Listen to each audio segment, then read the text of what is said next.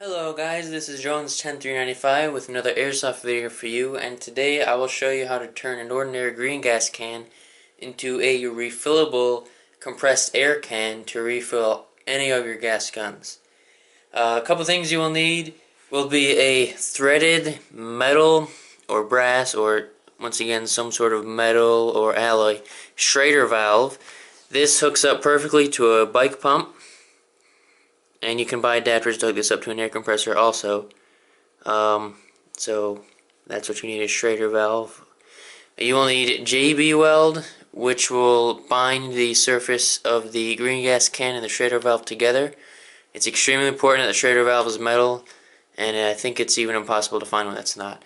You can find these on eBay, by the way. They're really hard to find at Lowe's or Home Depot. Actually, they're impossible to find, but you can find them at independent hardware shops and plumbing shops. But they're extremely easy to find on the internet, and they're only $2. Same with the JB weld, which is very important for this. Obviously, you will need an empty green gas can. It cannot have any green gas in it. Green gas is just propane and silicone oil mixed. You really want to make sure it's depressurized. If it's extremely low, then just let the rest go out, put it down on a table, and let it leak out. That's exactly what I did. And be careful when you're drilling. Drill a small pilot hole. We'll talk about that later.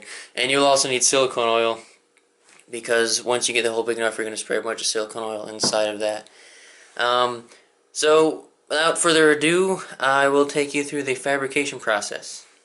So this is where all of your tools will come in handy. You will need a drill with drill bits ranging in smallest diameter all the way up to just below the diameter of your Schrader valve, so the threads will catch on the gas tank here. It's very important to drill a pilot hole using the smallest drill bit you have, especially when you're working with metal, and then you slowly want to make that hole bigger by going up the next size in drill bits.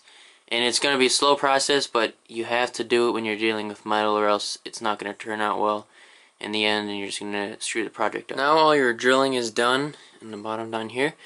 It's a perfect size for the Schrader valve right here, for the threads to catch.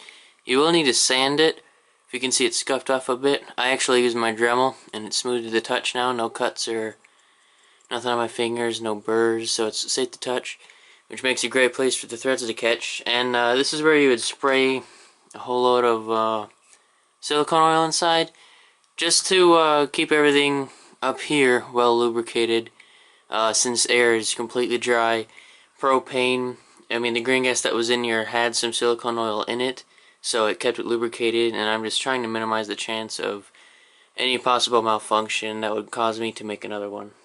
This is when your liquid pipe thread sealer would come in handy. If you can see, I've got a little bit on that. I'm not talking about Loctite, I'm literally talking about a liquid pipe thread sealer.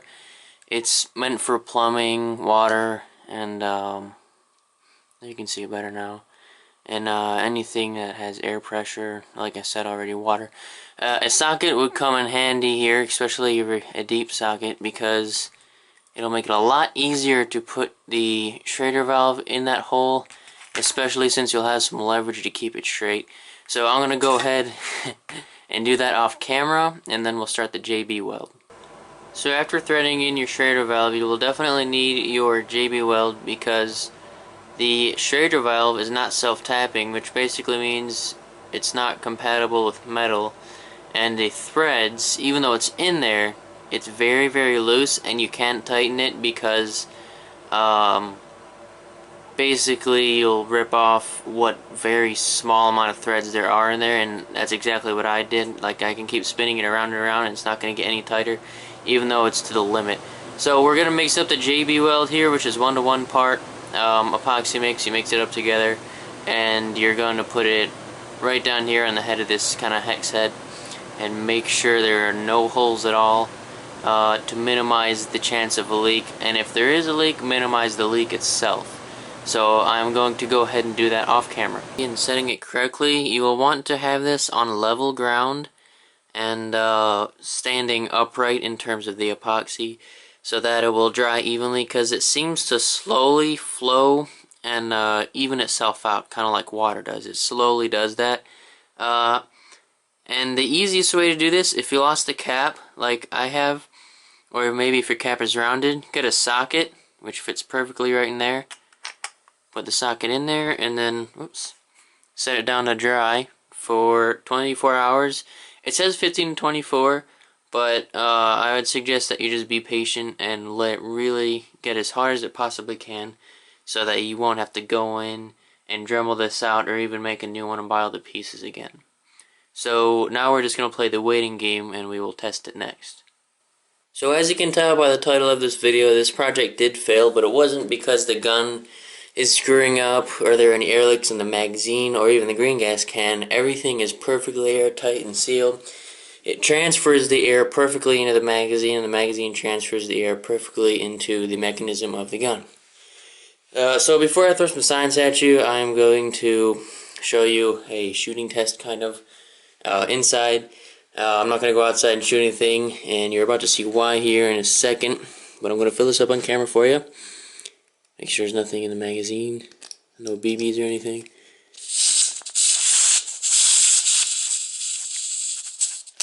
Alright, set that aside, put the magazine in, cock it. There are no rounds once again, so that's why I'm doing this inside. And it only shoots once, cycles once, and the second time it barely has enough to make a sound. And now is where I'm going to throw some science at you. So, the expansion factor of air is only 2, which means if you fill this green gas can up, I'm going to call it an air can from now on, if you fill this air can up to 120 psi, you will only be able to fill up one more can of the same exact size until the pressure drops to 0 psi, which means there's no pressure. It's the same as atmospheric pressure. So, the expansion factor of propane, which we all use in our guns and love, is 370, which means if you fill up one can of this at the same psi, 120, it will be able to fill up 370 other green gas cans of the same exact size. This basically means that air cannot compress as much as propane, even though they're at the same pressure.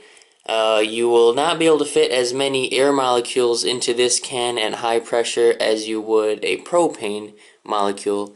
You fit a lot more propane molecules inside, which is basically why you can run a gas can of propane for a very long time before you have to buy new ones.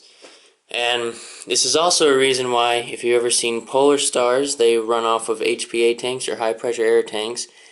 That's why they're always at like 1,000 psi or 3,000 psi, because they need to make up for the lack of volume of air in pressure. Which is basically what I would have to do with this, but this can will never be able to go up to 3,000 psi before it explodes, and it's obviously unsafe. That's also why propane, when you run anything off propane, it's usually around, as you've seen by this, 110 psi, because propane has a lot of molecules that are able to make up for that low pressure. It has a lot of volume that it can push out. I hope you can wrap your head around that. It was kind of hard for me to get at first, but that's the reason this project failed. I thought it was interesting. I thought I'd like to share it with you guys. Maybe someone else has the means to fill this up with propane through a shader valve. If you do, go ahead and try it, but I don't. I thought it would just be a nice thing to kind of get your brain going. So thank you for watching, and I'll see you later.